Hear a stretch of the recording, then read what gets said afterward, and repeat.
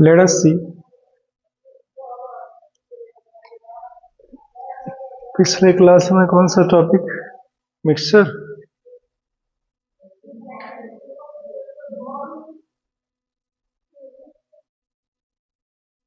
Do you have any ideas? कुछ तो ख्याल करवाओ यार.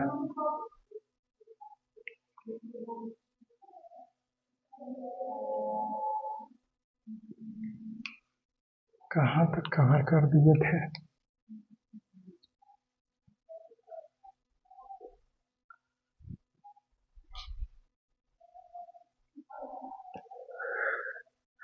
कुछ क्वेश्चंस का प्रैक्टिस कर रहे थे, राइट? और बहुत सारे क्वेश्चंस को किए हुए.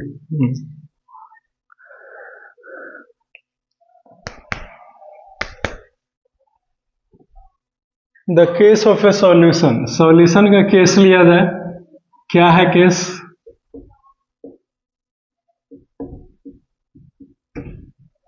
The case of A solution.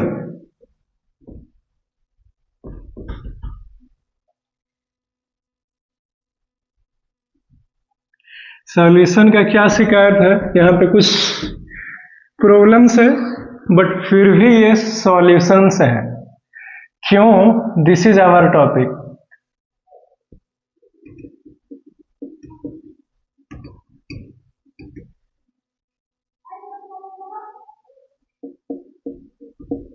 A solution is a homogeneous mixture.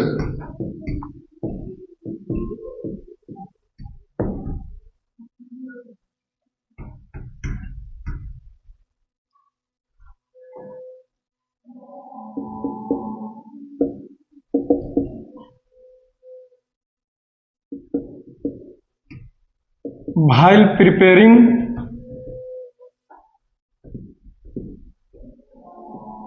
a homogeneous mixture,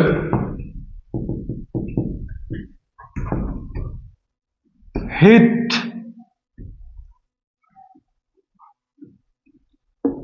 can be evolved or absorbed.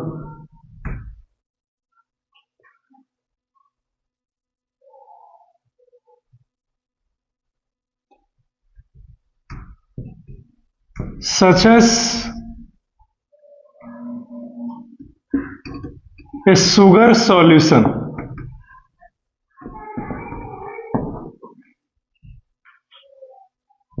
Even it is considered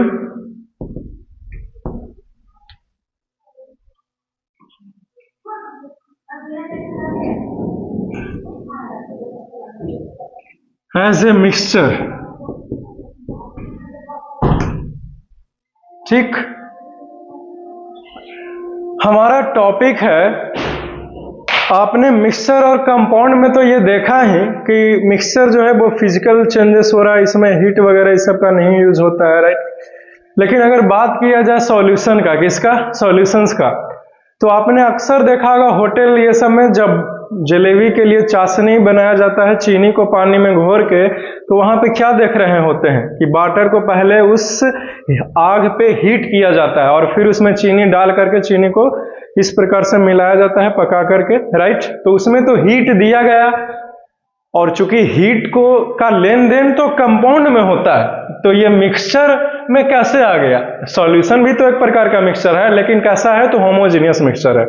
is it clear? Okay. तो यहां पे हीट कहां से आ गया भाई? और अगर आ गया उसके बाद भी ये मिक्सचर क्यों कहलाया? क्योंकि हीट का इवोल्यूशन हो तो हम लोग कंपाउंड का नाम देते हैं, लेकिन यहां पे क्या देख रहे हैं? साल्ट सॉल्यूशन के केस में हीट का भी आदान प्रदान हुआ है. क्लियर है? अगर बैंक अकाउंट के भाषा में कहें तो ट्रांजैक्शन हुआ है, लेकिन फिर भी यहां पे ये सॉल्यूशन मिक्सचर क्यों, कंपाउंड क्यों नहीं कहला गया? ये हमारा टॉपिक है, समझे? तो इसके पीछे रीजंस है.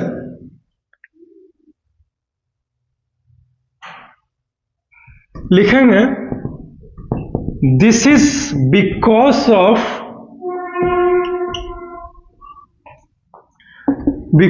Of the following reasons.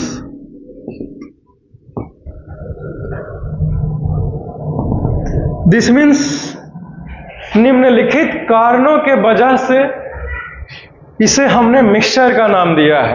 भले ही हीट का आदान प्रदान हुआ, आदान प्रदान मतलब लेन देन, ठीक है, लेकिन फिर भी हम लोग इसे मिक्सचर कहेंगे। क्या है?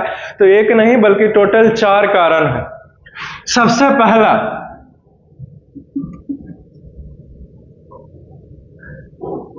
It can be separated into their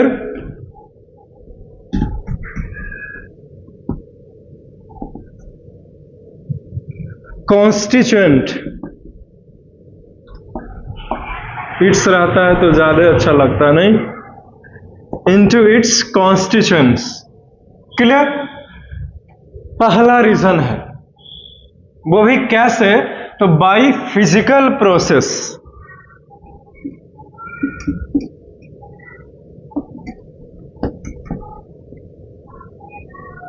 clear?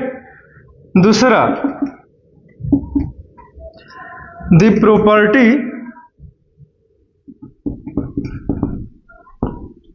properties of the constituents of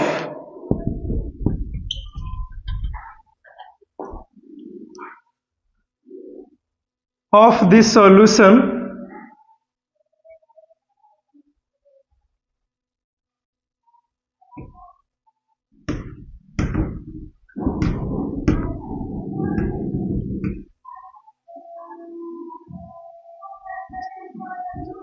sugar solution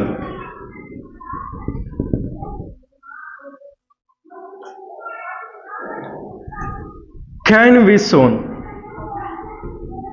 जिस चीज से भी बना है sugar solution, that is the sugar and water, उसका खासियत, उसका गुण, प्रॉपर्टी यहां पे देखा जा सकता है बहुत ही आसानी से।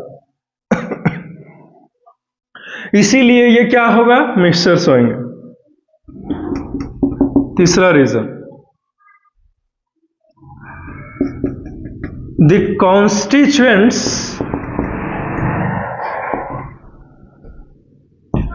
can be taken in any compositions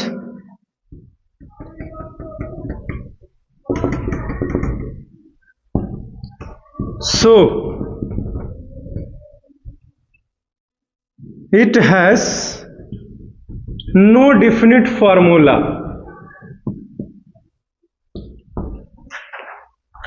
last point,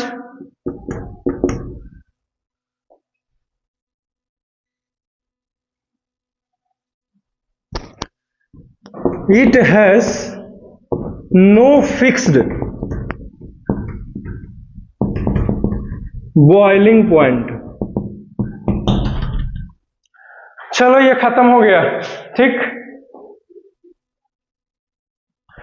फिर से एक बार समझ लो, हमारा टॉपिक था कि जब हम लोग शुगर सॉल्यूशन को बनाते हैं तो उस समय तो हीट हम लोग दे भी सकते हैं, नहीं भी दे सकते हैं, तो उस समय हीट का इवैल्यूएशन होती है, लेकिन उसके बावजूद भी हमने इसे मिक्सचर कहा। क्यों कहा? ये हमारा टॉपिक है, ठीक है। तो उसके पीछे 4 कारण थे।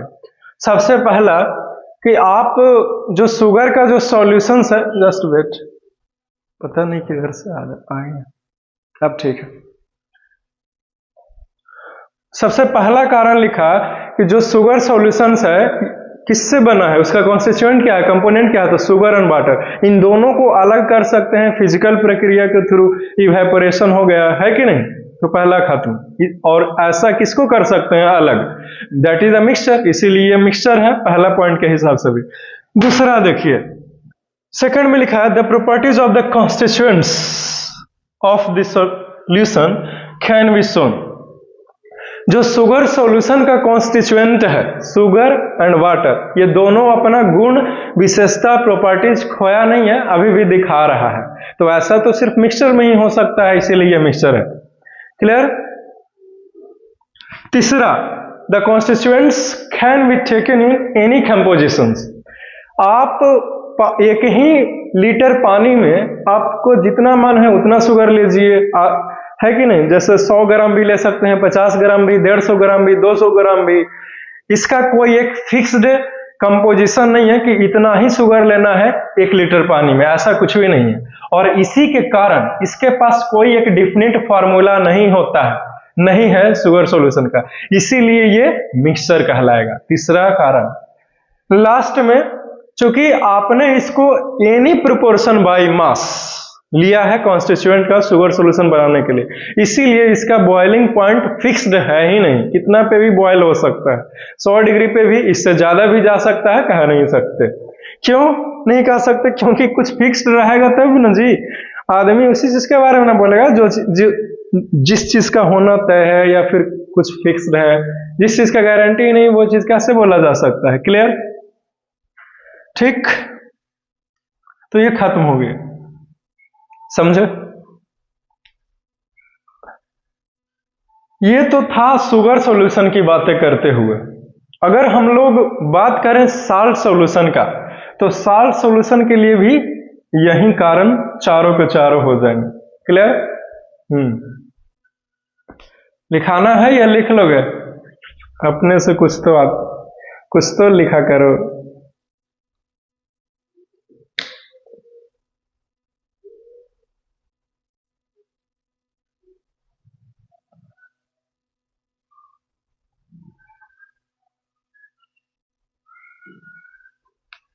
चलो ठीक है, मिटा देते हैं।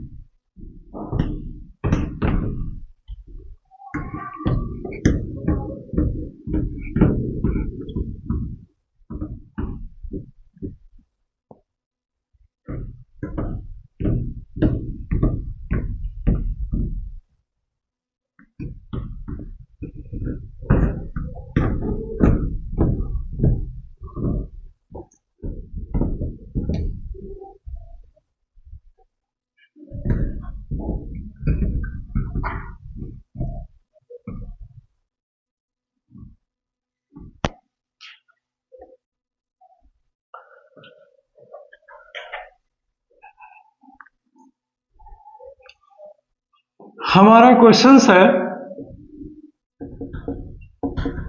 कि एक्सप्लेन व्हाई साल्ट सॉल्यूशन, आप ये नहीं भी दे सकते हो, is a mixture.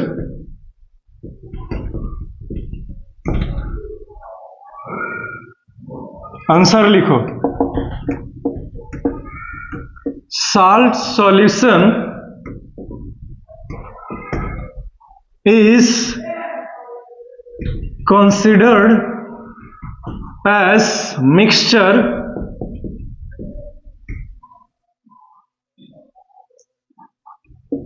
because of following reasons.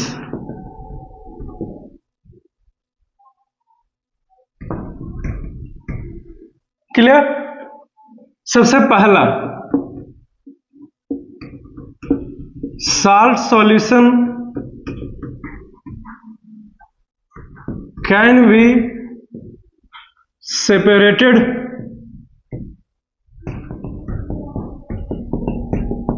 into its component या constituent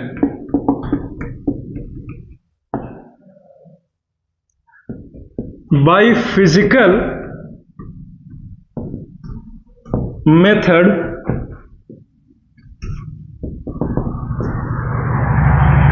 that is distillation.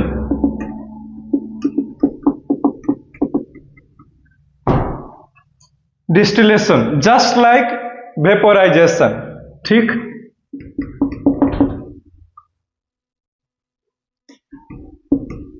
salt solution shows the property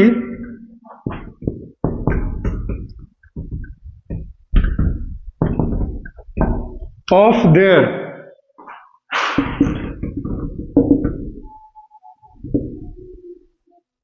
constituent substances. दूसरा कारण, दो और लिखो फिर खत्म। तीसरा है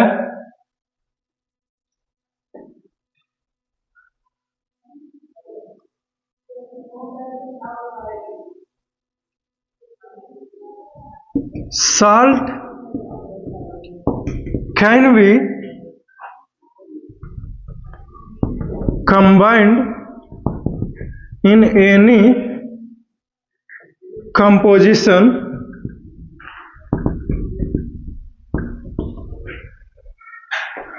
by mass with water. So it has no definite formula.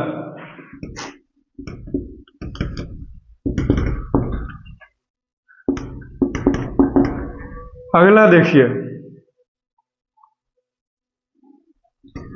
it has no fixed boiling point. इसके पास किसी भी तरह का कोई फिक्स्ड बॉइलिंग पॉइंट एक है ही नहीं। ये टोटल 4 कारण रहे जिसके चलते साल्ट सॉल्यूशन एक प्रकार का मिक्सचर है, ना कि compound. Is it clear? We have done it. ये खत्म होता है इसी के साथ साथ। सबको पता चल गया कि साल्ट सॉल्यूशन को अगर हीट करके भी काम कर रहे हैं, बना रहे हैं, तो भी ये मिक्सचर कहलाएंगे, ना कि कंपाउंड कहलाएंगे। काहे हमने लिखा दिया रीजन। ये 4 थे, आप इसको याद रखना। और ये जो चारों रीजंस थे वो मिक्सचर का था, इसीलिए साल्ट सॉल्यूशन को मिक्सचर कहा हमने। ये खत्म होता है।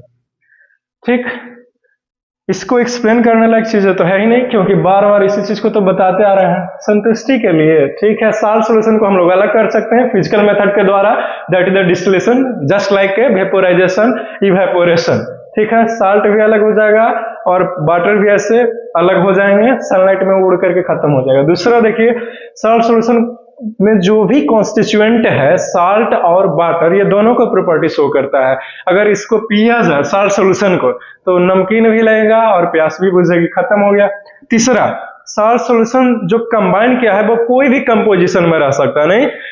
इट मींस जो साल्ट हमने पानी में घोरा है वो कितना भी मात्रा में लिया जा सकता है, मेरा मर्जी है। कोई फिक्स्ड नहीं ना है जी कि 1 लीटर पानी में इतना ही साल्ट को घोरना है, ये ऐसा नहीं है। आप 1 लीटर पानी में 200 ग्राम साल्ट भी घोर सकते हैं, है कि नहीं? 100 ग्राम भी, 150 ग्राम भी, 50 ग्राम भी, कोई भी कंपोजिशन में ले सकते हैं। और जिसके कारण इसके पास कोई भी डिफिनिट फार्मूला है ही नहीं, और जिसके पास डिफिनिट फार्मूला नहीं वो तो मिक्सचर है।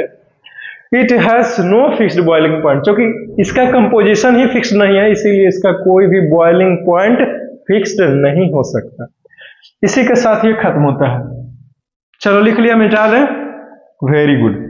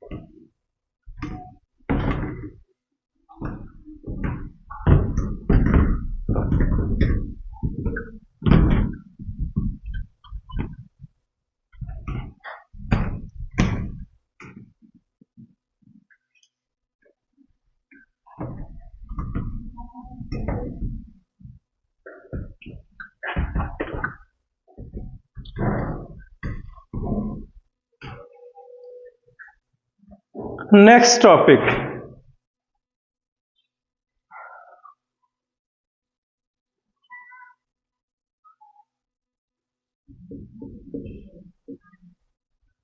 हाउ टू डिस्टिंग्विश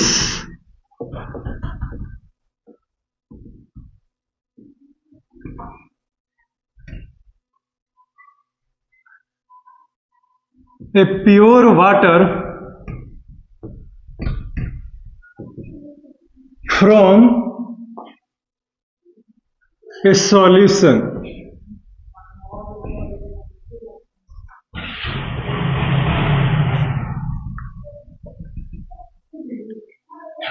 मान लीजिए दो ट्रांसपेरेंट गिलास में आपके सामने पानी रखा गया और एक गिलास में सॉल्यूशन है, ठीक है। इट मीन्स कि इस पानी में कुछ तो मिलाया गया है, हमें नहीं पता कि क्या क्या मिलाया गया, ठीक। जैसे फिगर के माध्यम से, यह एक ट्रांसपेरेंट गिलास है, इस बीकर में हमने वाटर लिया है,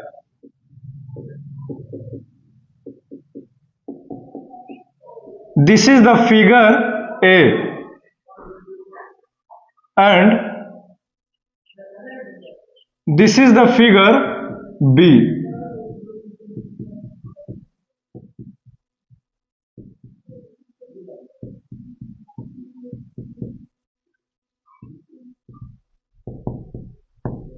ठीक है, टॉपिक क्या है पहले आप ये समझो, क्योंकि आधा को तो पता ही नहीं चलता कि पढ़ा क्या रहे हैं, राइट।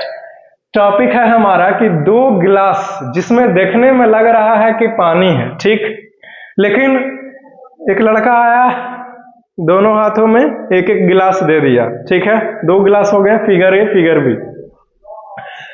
और उसने हमसे बोला कि सर एक में तो वाटर है, प्योर वाटर है जो कि कंपाउंड है, और एक में तो सॉल्यूशन है, यानी कि पानी में कुछ ना कुछ मिलाया गया है, चीनी है, नमक है, हमें नहीं पता, या फिर कुछ और भी हो सकता है, लेकिन देखने से तो लग रहा है कि एकदम दोनों सेम है, समझे, दोनों कलरलेस है, क्योंकि वाटर कलरलेस होते हैं, ठीक है। तो कैसे पता लगाएंगे कि कौन सॉल्यूशन है और कौन कंपाउंड है, राइट, है ना, इंटरेस्टिंग टॉपिक। तो इसी चीज का हम लोग उत्तर पढ़ रहे हैं, तो बहुत ही इसका आसान सा टॉपिक है, तुरंत खत्म हो जाएगा। हम लोग क्या करेंगे, तो बस कोई भी दोनों में से एक को उठाएंगे और पकड़ करके गैस स्टोव पे बर्नर के नीचे रख करके इवेपोरेट करना शुरू कर देंगे, बॉइलिंग करना शुरू कर देंगे, और जिसमें सिर्फ और सिर्फ प्योर वाटर होगा, यानी कि कंपाउंड होगा, वो पूर्ण रूप से पूरे तरीके से इवेपोरेट करके उड़ जाएगा, तो हम समझ लेंगे कि वो कंपाउंड था जो कि पूरे के पूरे पानी खत्म हो गया, राइट। तो दूसरा जो बच गया वो तो पक्का सॉल्यूशन होगा, क्यों, क्योंकि दो में से एक तो क्या थे, सॉल्यूशंस थे, तो एक को पता लगा लिए तो एक पता चल गया। ये पहला तरीका है। दूसरा, मान लीजिए कि आपने कोई और बीकर को उठा लिया और वो बीकर को आपने जब बॉयल करना शुरू किया बर्नर के नीचे रख करके, तो वाटर तो इवेपोरेट करके उड़ जाएंगे, लेकिन अगर उसमें शुगर या साल्ट मिलाया गया होगा तो वो तो नीचे रह जाएगा ना। तो जो भी वाटर आपको दिया गया, अगर उसे इवेपोरेट करने के बाद नीचे कुछ बच जाता है उसके बॉटम पे गिलास के या बीकर के, इट मीन्स कि वो मिक्सचर्स थे, सॉल्यूशंस थे, क्लियर। लेकिन जिसमें से पूरे के पूरे पानी उड़ गया बिना कुछ नीचे रेसिड्यू, यानी कि बचे हुआ कुछ सॉल्यूट बिना बचे सब के सब खत्म हो गया, तो वो प्योर वाटर थे, इट मीन्स कि वो कंपाउंड थे। तो इस तरह से हमने पता लगा लिया कि कौन सॉल्यूशंस था, ये दोनों गिलास में से कौन सा गिलास में सॉल्यूशंस था और कौन सा गिलास में प्योर वाटर थे जो कि एक कंपाउंड है, क्लियर, ओके। अब पता लगा लेगा ना, चलो very good.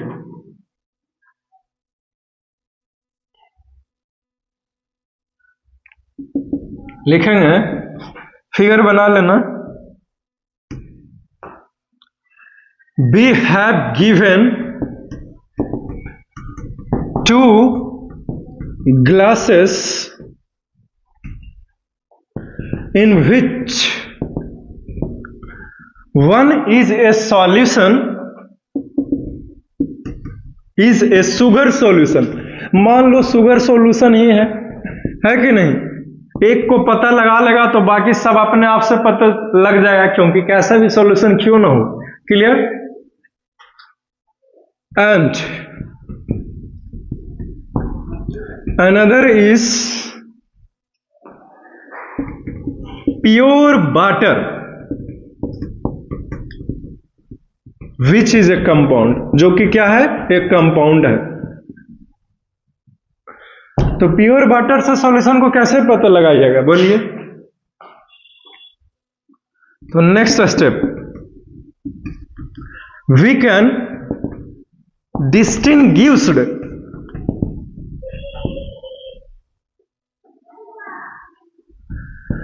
a sugar solution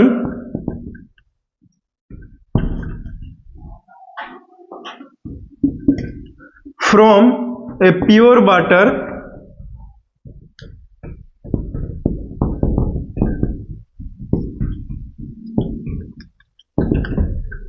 in the following ways.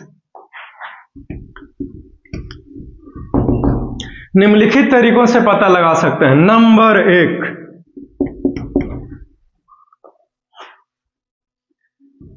if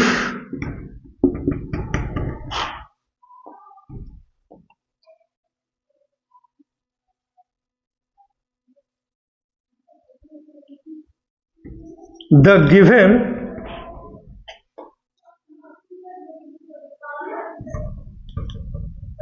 substances or evaporates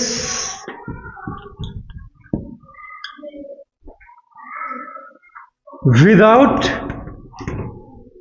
leaving any residue, this will be a pure water.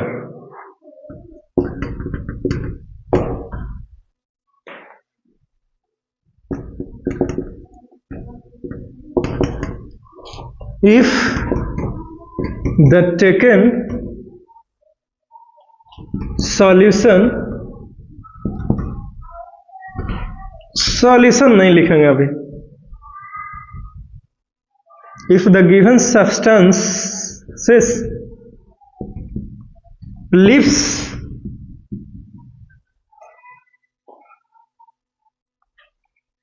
any residue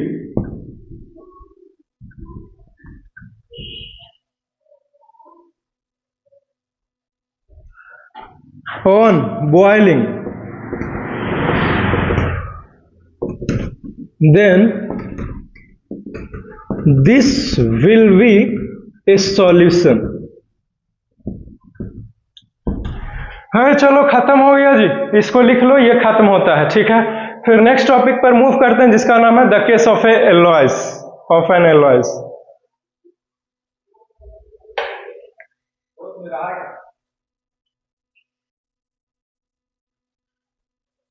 Have you written this? Can I erase it?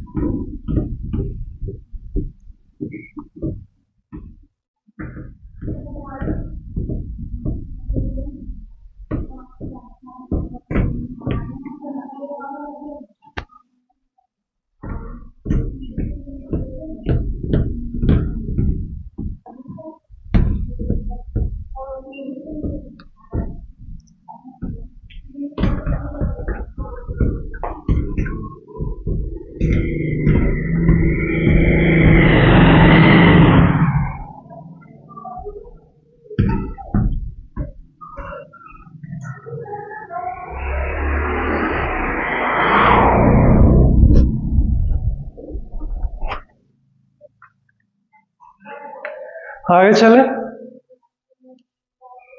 Late us C.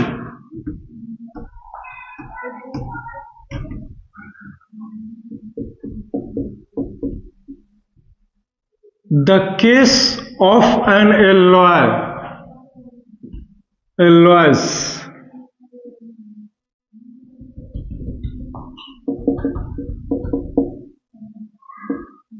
An alloys is a homogeneous mixture.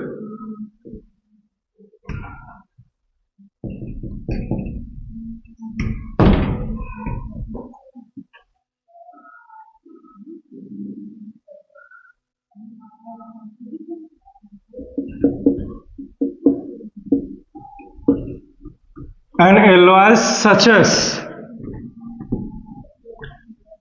brass, made up of two elements,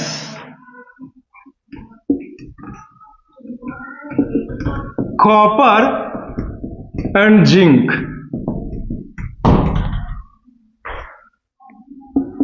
Since brass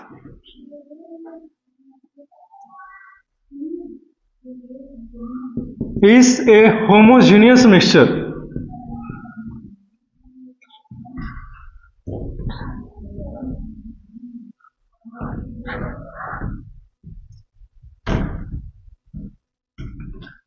cannot be separated into its component constituent substances, even it is considered as a mixture. हमारा topic क्या है, आपको पता चला? नहीं तो फिर समझो। हमारा टॉपिक है, हमने आपको पढ़ाया था कि होमोजेनियस मिक्सचर दो होते हैं, सॉल्यूशन को बोलते हैं और एलॉयज के बोलते हैं। चूंकि एलॉयज एक प्रकार का क्या है, होमोजेनियस मिक्सचर है, तो एलॉयज का एग्जांपल बताइए सर। हमने जो अभी बोल रहा है सब लिखा दिया है। एलॉयज का एग्जांपल हो गया ब्रास। ब्रास एक एलॉयज है जो कि एक मिक्सचर है, लेकिन कैसा मिक्सचर? तो होमोजेनियस मिक्सचर। ब्रास दो अलग अलग एलिमेंट्स को मिला करके बनाया गया है, पहला कॉपर और दूसरा जिंक। चूंकि ये दोनों होमोजेनियस मिक्सचर ऐसा होमोजेनियस मिक्सचर है ब्रास, जिसे हम अलग नहीं कर सकते फिजिकल प्रोसेस के थ्रू। हम लोग ब्रास में से कॉपर और जिंक को अलग नहीं कर सकते, इसके बावजूद भी ब्रास को हमने मिक्सचर कहा। क्यों? क्योंकि अगर हम लोग फिजिकल प्रोसेस के थ्रू अलग नहीं कर सकते हैं, उसे तो कंपाउंड कहते हैं। क्यों? क्योंकि कंपाउंड का प्रॉपर्टीज ही ये होता है ना जी, है कि नहीं? और मिक्सचर का प्रॉपर्टीज क्या होता है कि फिजिकल प्रोसेस के थ्रू आप उसे क्या कर सकते हैं, अलग कर सकते हैं, राइट? लेकिन यहां पे एलॉयज के रूप में ब्रास, इसे तो हम लोग अलग नहीं कर पा रहे हैं, लेकिन फिर भी इसे मिक्सचर क्यों कहा गया? क्योंकि फिजिकल प्रोसेस के थ्रू अगर अलग हो जाता है तब तो मिक्सचर बोलते कोई दिक्कत नहीं है, लेकिन नहीं हो रहा, फिर भी बोल रहे हैं मिक्सचर ब्रास की मिक्सचर है। क्यों? दिस इज आवर टॉपिक और this is our questions that we need to study. Topic क्या है, क्वेश्चन क्या है, सब पता चल गया। अब आंसर देखो।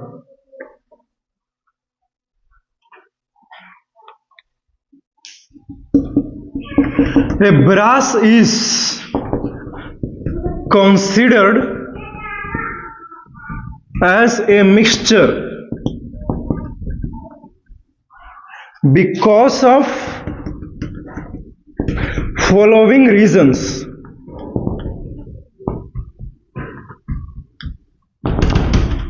सबसे पहला देखिए,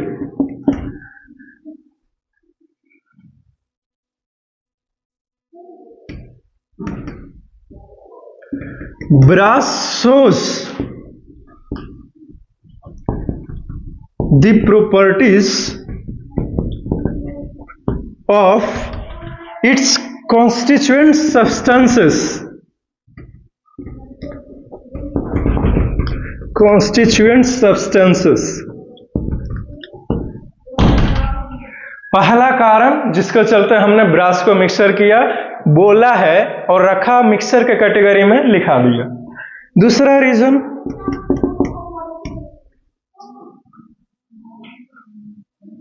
द कॉन्स्टिट्यूएंट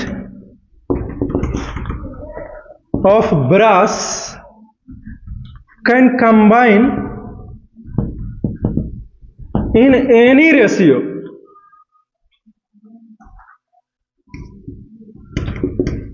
by mass। ठीक है, अगर हम लोग ध्यान दें तो कॉपर जिंक के साथ तकरीबन 20 से 35% तक मिलाया जाता है, 20% टू 35% जिंक में। उसके बाद हमने, चूंकि फिक्स्ड है ही नहीं ना, क्योंकि 20 से 35 है, इट मींस 22% भी ले सकते हैं, 25 भी, 30 भी, 35 भी। चूंकि एक फिक्स्ड रहता कि 20 ही लेना है, तब तो फिर इसे मिक्सचर नहीं कहते। तो ये दो रीजंस थे जिसके कारण हमने ब्रास को मिक्सचर के कैटेगरी में रखा है। इसी के साथ साथ इसका ये कहानी मिक्सचर कंपाउंड का यहीं पे समाप्त होता है। अब इसके बाद से जो स्टडी करना है, that is the solutions, suspensions and colloids. उसमें आपको पढ़ना है कि सॉल्यूशंस क्या होता है, ठीक है। उसके बाद properties of A solution, clear.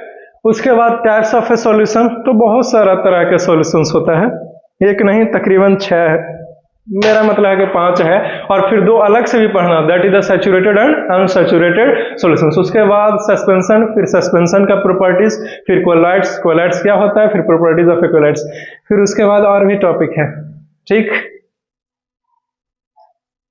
That is the concentration of A solutions. उसके बाद हमें पढ़ना है सेपरेशंस ऑफ ए मिक्सचर। आपने बहुत सारा मिक्सचर्स को देख लिया, अब उस मिक्सचर को अलग कैसे करें, तो बहुत सारा तरीका है। Centrifugation, distillation, fractional distillation, chromatography, ये सब कुछ इसी के साथ फिर ये चैप्टर खत्म हो जाएगा, समझे। फिर हमारा नया चैप्टर शुरू हुआ, that is the atoms and molecules. उसके बाद हमारा स्ट्रक्चर ऑफ एटम। इसको लिखिए, अगर टाइम है तो आगे बढ़ते हैं, नहीं तो फिर निकलते हैं।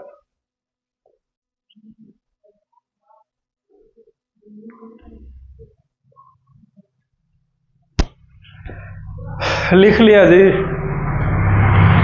सॉल्यूशंस पढ़ोगे, ये निकले।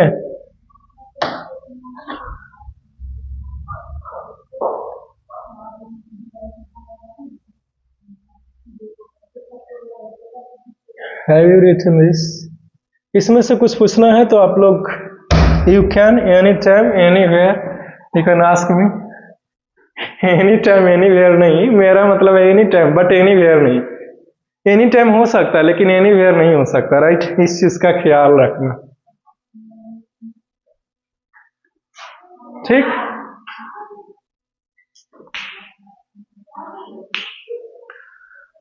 इसमें से कहीं पे भी कुछ, कोई शब्द में, वर्ड में दिक्कत है, तकलीफ है तो बोलना। फेयर कॉपी अपडेट करते रहना, समझ गया ना। टॉपिक को रिवाइज करना, नहीं समझ में आता है फिर से जाकर के पढ़ना, फिर भी नहीं पता चलता है, I am here to clear your doubts. चले, see you soon in the next class, and for that you must wait. Have a nice day, enjoy your